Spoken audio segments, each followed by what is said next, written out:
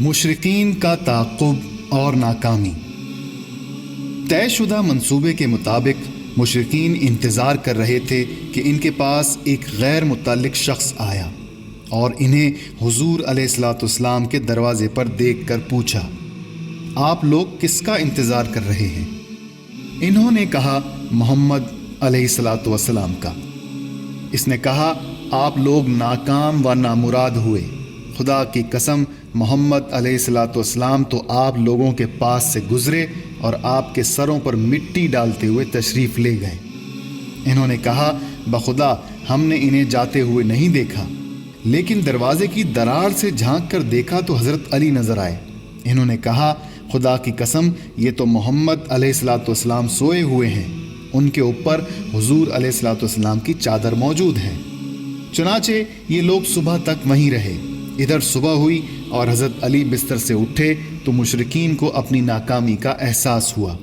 انہوں نے حضرت علی سے پوچھا، محمد علیہ الصلاۃ والسلام کہاں ہیں؟ حضرت علی نے کہا، مجھے نہیں معلوم۔ غار ثور کے پاس پہنچ کر حضرت ابو بکر صدیق نے کہا، ابھی حضور علیہ الصلاۃ والسلام غار میں تشریف نہ لے جائیں، پہلے میں جاتا ہوں۔ چنانچہ حضرت ابو بکر صدیق اندر گئے اور غار کو صاف کیا۔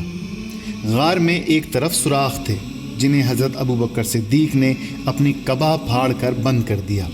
پھر حضور علیہ الصلاۃ والسلام سے عرض کیا، یا رسول اللہ علیہ الصلاۃ والسلام آپ تشریف لے آئیں۔ حضور علیہ الصلاۃ والسلام اندر تشریف لے گئے اور حضرت ابو بکر صدیق کی آغوش میں سر رکھ کر سو گئے۔ حضرت ابو بکر صدیق نے دیکھا کہ ایک سوراخ باقی رہ گیا ہے۔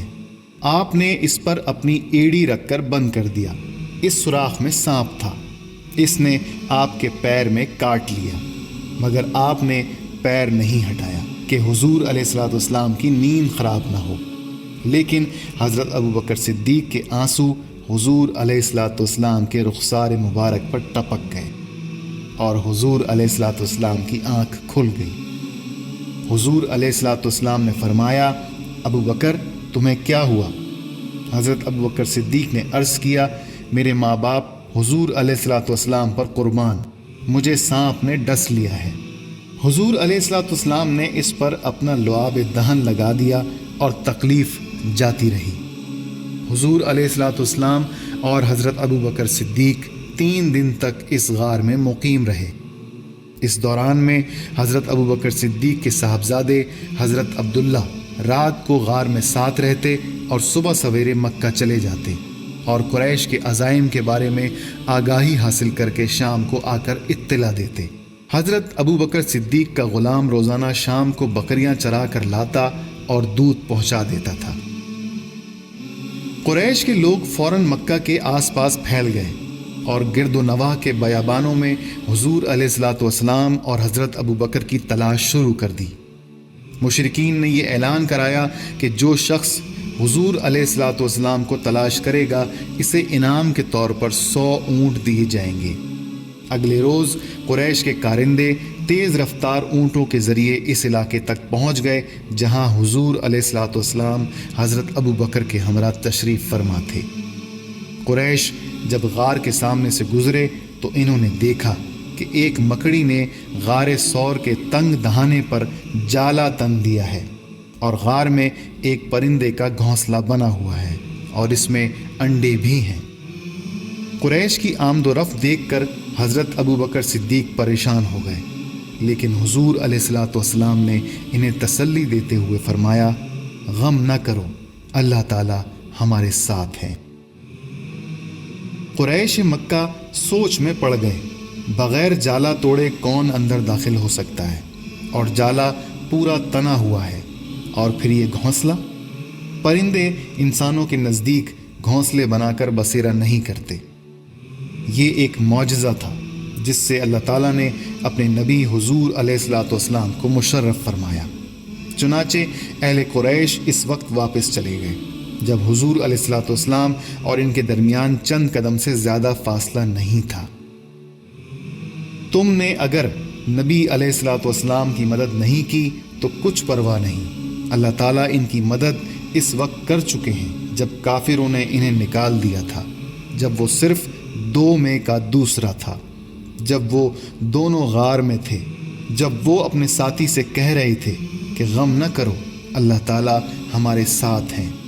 اس وقت اللہ تعالیٰ نے اس پر اپنی طرف سے سکون قلب نازل کیا اور اس کی مدد ایسے لشکروں سے کی جو تم کو نظر نہیں آتے تھے، اور کافروں کا بول نیچا کر دیا، اور اللہ تعالیٰ کا بول تو اونچا ہی ہے۔ اللہ تعالیٰ زبردست اور دانا و بینا ہے۔ سورہ توبہ آیت 40۔ 3 دن کی مسلسل جستجو اور بے نتیجہ دوڑ و دھوپ کے بعد قریش کا جوش سرد پڑ گیا اور قریش مکہ واپس چلے گئے۔ حضور علیہ الصلاۃ والسلام اور حضرت ابو بکر نے مدینے روانگی کا عزم کیا۔ اس دوران حضرت ابو بکر صدیق کے غلام حضرت عامر بن فہیرہ طے شدہ منصوبے کے مطابق 2 سفید اونٹنیاں لے کر غار ثور پہنچ گئے۔ حضور علیہ الصلاۃ والسلام اور حضرت ابو بکر مدینے کی طرف تشریف لے گئے۔ حضرت عامر بن فہیرہ بھی ساتھ تھے اور رہنما عبداللہ بن عریقت بھی راستہ بتانے کے لیے ہمراہ تھے۔ ایک دن اس کاروان کا گزر معبد کے پاس سے ہوا۔ وہ ایک مستعد اور مہمان نواز خاتون تھیں، مگر اتفاق سے اس وقت ان کے گھر میں کچھ نہیں تھا۔ اس لیے جب ان لوگوں نے اس سے پوچھا کہ کھانے کو کچھ مل سکے گا تو انہوں نے افسوس کرتے ہوئے کہا کہ گھر میں کچھ نہیں ہے، بکریاں چرنے باہر گئی ہوئی ہیں۔ حضور علیہ الصلاۃ والسلام کی نظر کونے میں کھڑی ایک کمزور بکری پر پڑی جو کمزوری کی وجہ سے ریوڑ کے ساتھ نہیں گئی تھی۔ حضور علیہ الصلاۃ والسلام نے معبد سے پوچھا، کیا یہ بکری دودھ نہیں دیتی؟ اس میں اتنی صلاحیت ہی کہاں ہے؟ معبد نے کہا، اگر اجازت ہو تو میں اسی سے دودھ نکال لوں۔ حضور علیہ الصلاۃ والسلام نے فرمایا، اگر نکال سکتے ہیں تو ضرور نکالیے۔ معبد تحیر آمیز فراخ دلی سے بولی۔ چنانچہ حضور علیہ الصلاۃ والسلام دودھ دوہنے بیٹھ گئے۔ حضور علیہ الصلاۃ والسلام کی مبارک ہاتھوں کی برکت سے اسی وقت بکری کے خشک تھن دودھ سے بھر گئے۔ حضور علیہ الصلاۃ والسلام نے برتن مانگا اور دودھ سے بھر کر معبد کو دیا کہ پی لے۔ وہ پی چکی تو حضور علیہ الصلاۃ والسلام نے دوبارہ دودھ نکالا اور اپنے ساتھیوں کو دیا۔ آخر میں حضور علیہ الصلاۃ والسلام نے خود پیا۔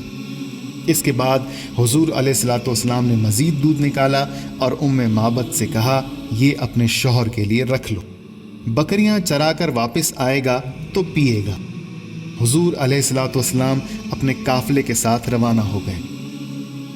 معبد کا شوہر واپس آیا تو اپنی بیگم سے پوچھا کہ اتنا دودھ کہاں سے آیا؟ معبد نے پورا واقعہ تفصیل سے بتایا تو وہ سمجھ گئے کہ اتنی برکات اسی ہستی کے دم قدم سے ہو سکتی ہیں جن کی تلاش میں کفار مکہ مارے مارے پھر رہے ہیں۔ کہنے لگا، معبد، مجھے تو یہ وہی ہستی معلوم ہوتی ہیں جس کو قریش ڈھونڈ رہے ہیں، ذرا ان کا حلیہ تو بتانا۔ معبد نے جو حلیہ بتایا وہ بدوی فصاحت کا شاہکار ہے۔ معبد نے کہا، میں نے ایک تاباں درخشاں انسان کو دیکھا، دلکش چہرہ، عمدہ اخلاق، نہ پیٹ بڑا ہوا نہ سر چھوٹا، نہایت ہی حسین و جمیل، آنکھوں کی سیاہی اور سفیدی دونوں نمایاں، دراز پلکیں، مترنم آواز، سرمگی آنکھیں، لمبی گردن، گھنے ابرو، باوقار خاموشی اور بہترین گفتگو، کلام میں روانی کا یہ عالم کہ جیسے موتی ایک تسلسل سے گر رہے ہیں، شیریں بیاں، ایک ایک لفظ واضح اور ضرورت کے مطابق، نہ کم نہ زیادہ، دور سے بھی خوبصورت نظر آنے والا اور قریب سے بھی حسین دکھائی دینے والا، درمیانہ قد، نہ بہت لمبا کہ معیوب معلوم ہو، نہ بہت چھوٹا کہ نامناسب نظر آئے، اپنے ساتھیوں میں سب سے زیادہ بارونق و شاداب۔ معبد اس سے پہلے کہیں حضور علیہ الصلاۃ والسلام کا دیدار کر چکا تھا، اس لیے حلیہ مبارک سن کر بولا، واللہ یہ وہی انسان ہیں جن کی ہر طرف تلاش ہو رہی ہے۔ میں بھی ان کی صحبت اختیار کرنا چاہتا ہوں اور مجھے جیسے ہی موقع ملا حاضر خدمت ہو جاؤں گا۔ حضور علیہ الصلوۃ والسلام کی روانگی کی خبر مدینے پہنچ چکی تھی۔ اہل مدینہ چشمے براہ تھے۔ روزانہ صبح شہر سے نکل کر انتظار کرتے اور دوپہر تک انتظار کر کے لوٹ جاتے تھے۔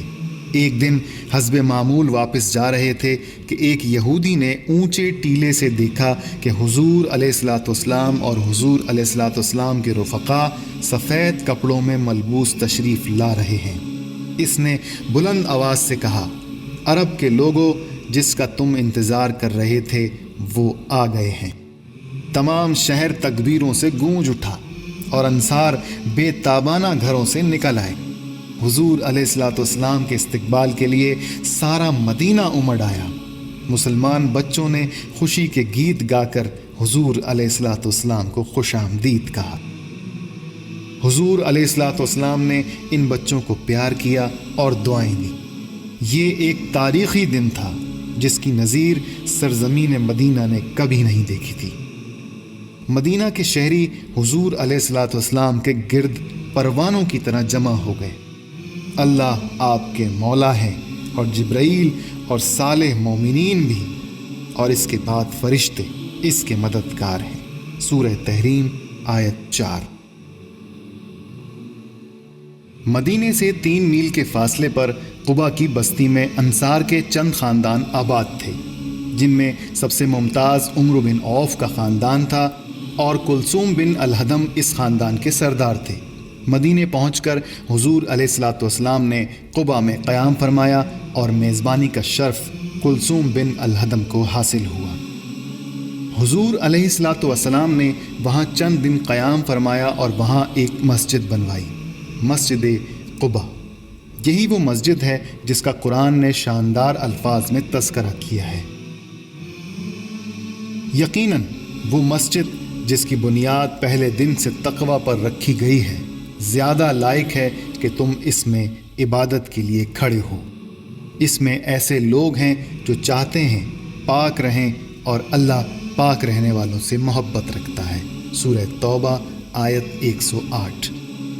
حضور علیہ الصلوۃ والسلام کی ہجرت کے بعد حضرت علی نے مکے میں 3 روز تک قیام کیا اور لوگوں کو امانتیں واپس کیں اور مدینے کی طرف سفر شروع کیا، اور قبا میں حضور علیہ الصلوۃ والسلام کی خدمت میں حاضر ہوئے۔ قبا میں کچھ دن قیام کے بعد حضور علیہ الصلوۃ والسلام مدینہ تشریف لے گئے۔ راستے میں جب حضور علیہ الصلوۃ والسلام بنو سالم کی آبادی میں پہنچے تو جمعے کا وقت ہو گیا۔ چنانچہ حضور علیہ الصلوۃ والسلام نے مسجد بنو سالم میں نماز جمعہ ادا فرمائی۔ یہی مسجد اب مسجد جمعہ کہلاتی ہے۔ ہجرت کے بعد یہ تاریخ اسلام کی پہلی نماز جمعہ تھی۔ نماز سے پہلے حضور علیہ الصلوۃ والسلام نے خطبہ ارشاد فرمایا، سب تعریفیں اللہ تعالیٰ کے لیے ہیں، میں اسی کی حمد کہتا ہوں، اسی سے مدد مانگتا ہوں، اسی سے مغفرت طلب کرتا ہوں، اسی سے ہدایت چاہتا ہوں اور اسی پر ایمان لاتا ہوں۔ گواہی دیتا ہوں کہ اللہ تعالیٰ کے سوا کوئی معبود نہیں، وہ وحدہ لا شریک ہیں، اور گواہی دیتا ہوں کہ محمد صلی اللہ علیہ وسلم اس کا بندہ اور رسول ہے، جس کو اللہ تعالیٰ نے ہدایت اور نور دے کر بھیجا ہے۔ اس دور میں جب کہ رسولوں کی آمد منقطع ہو چکی ہے، علم کی کمی ہے اور گمراہی عام ہے، زمانہ ختم ہونے کو ہے، قیامت قریب ہے اور اس کا مقرر وقت نزدیک آ پہنچا ہے۔ جس نے اللہ تعالیٰ اور اس کے رسول کی اطاعت کی، اس نے ہدایت پائی، اور جس نے نافرمانی کی وہ بھٹک گیا۔ اس نے حد سے تجاوز کیا اور دور دراز کی گمراہی میں مبتلا ہو گیا۔ میں تمہیں تقوی کی تلقین کرتا ہوں، کیونکہ ایک مسلمان دوسرے مسلمان کو جو بہتر تلقین کر سکتا ہے وہ یہی ہے کہ اس کو آخرت کی طرف متوجہ کرے اور اسے تقوی کی نصیحت کرے۔ اس لیے تمہیں چاہیے کہ جن چیزوں سے اللہ تم کو بچانا چاہتا ہے ان سے بچ کر رہو۔ اس سے بہتر کوئی نصیحت نہیں، نہ اس سے بڑھ کر کوئی واعظ ہے۔ جو شخص اللہ تعالیٰ سے ڈرتے ہوئے اور اس سے خوف کھاتے ہوئے اچھے عمل کرے گا، اس کا تقوی آخرت میں مطلوبہ کامیابی حاصل کرنے کا بہترین ذریعہ ثابت ہوگا۔ جو شخص اپنے اور اللہ تعالیٰ کے درمیان کا معاملہ خفیہ و ظاہر درست رکھے گا محض اس کی رضا کی خاطر، تو اس کا دنیا میں بھی ذکر بلند ہوگا اور روز آخرت کے لیے بھی ذخیرہ ہو جائے گا، اس دن کے لیے جب ہر انسان آگے بھیجے ہوئے نیک اعمال کا سخت محتاج ہوگا۔ جو شخص اس راستے پر نہیں چلے گا وہ بروز قیامت اپنی بدعمالیوں کو روبرو دیکھ کر حسرت کرے گا کہ کاش میرے اور ان اعمال بد کے درمیان طویل فاصلہ حائل ہوتا۔ اللہ تعالیٰ تمہیں اپنے غضب سے ڈراتا ہے، مگر اس کے ساتھ ساتھ وہ بندوں پر نہایت مہربان بھی ہے۔ اس کی ہر بات سچی ہے اور اس کا ہر وعدہ پورا ہوتا ہے۔ وہ کبھی اپنے وعدے کی خلاف ورزی نہیں کرتا۔ خود فرماتا ہے، نہ میری بات بدلتی ہے، نہ میں اپنے بندوں پر ظلم کرتا ہوں۔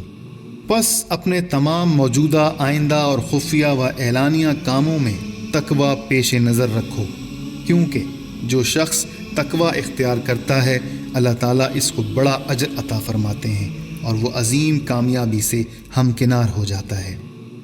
تقوی انسان کو اللہ تعالیٰ کی ناراضگی سے، اس کے عذاب سے اور اس کی سزا سے بچاتا ہے۔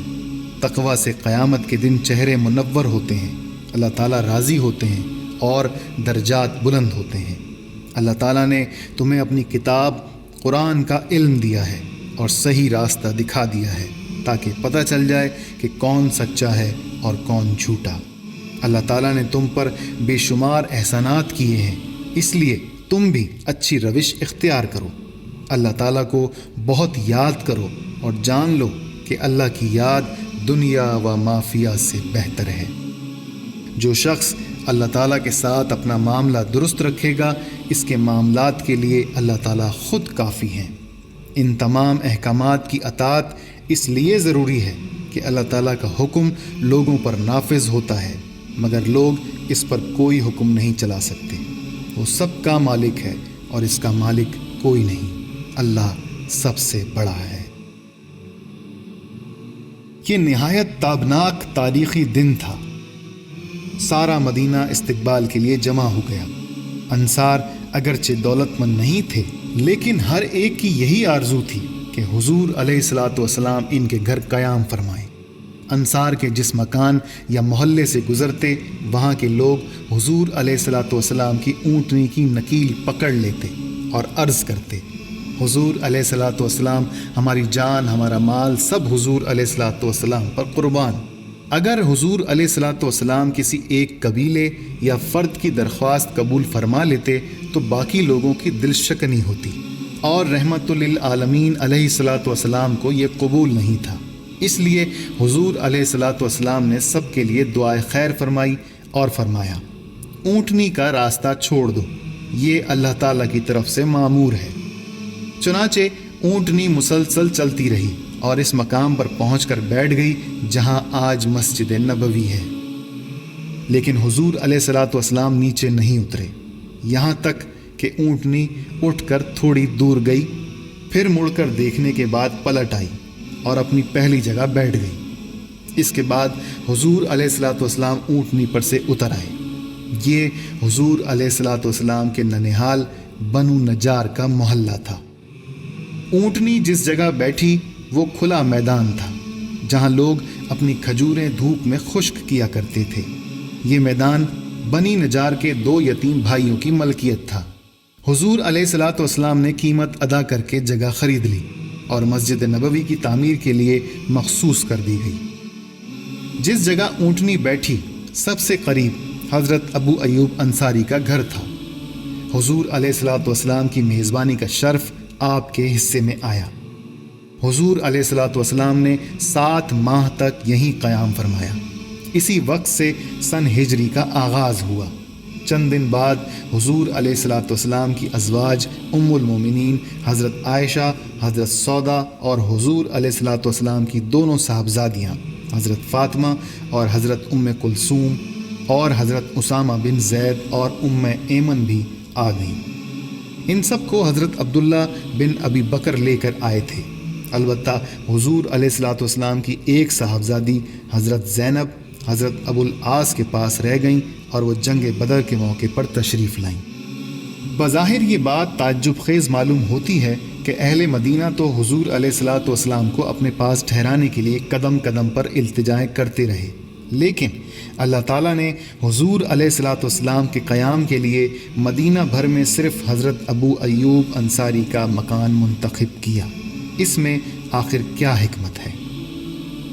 حضور علیہ الصلوۃ والسلام کی ولادت سے طویل عرصہ قبل ایک بہت بڑا بادشاہ جس کا نام ابن حسان تھا، وہ زبور کا پیروکار تھا اور بہت نیک انسان تھا۔ ایک مرتبہ تقریباً 2.5 لاکھ افراد کو ساتھ لے کر مکہ مکرمہ میں حاضر ہوا اور زیارت کے بعد کعبہ پر ریشمی غلاف چڑھایا۔ واپسی پر جب اس کا گزر اس جگہ سے ہوا جہاں اب مدینہ طیبہ آباد ہے، تو اس کے ساتھ سفر کرنے والے 400 علماء نے خواہش ظاہر کی کہ ہم یہاں مستقل طور پر قیام کرنا چاہتے ہیں۔ بادشاہ نے وجہ پوچھی تو انہوں نے بتایا کہ ہماری مذہبی روایات کے مطابق یہ جگہ ایک عظیم نبی احمد صلی اللہ علیہ وسلم کی جلوہ گاہ بنے گی۔ ہم یہاں اس لیے رہنا چاہتے ہیں کہ شاید ہمیں اس نبی کے دیدار اور خدمت کی سعادت حاصل ہو جائے۔ نیک دل بادشاہ نے نہ صرف یہ کہ انہیں اجازت دے دی بلکہ سب کے لیے مکانات بھی تعمیر کرا دیے اور رہائش کی جملہ ضروریات مہیا کر دیں۔ پھر ایک مکان خصوصی طور پر بنوایا اور آنے والے نبی کے نام ایک خط لکھا جس میں اقرار کیا کہ میں آپ پر ایمان لا چکا ہوں اور اگر آپ کا ظہور میری زندگی میں ہوا تو آپ کا دست بازو بن کر رہوں گا۔ اس کے بعد یہ دونوں چیزیں مکان اور خط اس عالم کے حوالے کر دیں جو ان میں سب سے زیادہ متقی اور پرہیزگار تھا، اور کہا کہ فی الحال تم اس مکان میں رہو اور یہ خط سنبھال کر رکھو۔ اگر تمہاری زندگی میں اس نبی کا ظہور ہو گیا تو یہ دونوں چیزیں میری طرف سے ان کی خدمت میں پیش کر دینا، ورنہ اپنی اولاد کو یہی وصیت کر جانا تاکہ یہ دونوں چیزیں نبی صلی اللہ علیہ وسلم تک پہنچ جائیں۔ اس وصیت پر نسلاً بعد نسل عمل ہوتا رہا اور وہ چیزیں اس پرہیزگار انسان کی اولاد میں منتقل ہوتی رہیں۔ اسی طرح طویل عرصہ گزر گیا۔ اب اس مرد صالح کی اولاد میں سے حضرت ابو ایوب انصاری اس مکان کے محافظ و نگہبان تھے اور خط بھی انہی کے پاس محفوظ تھا۔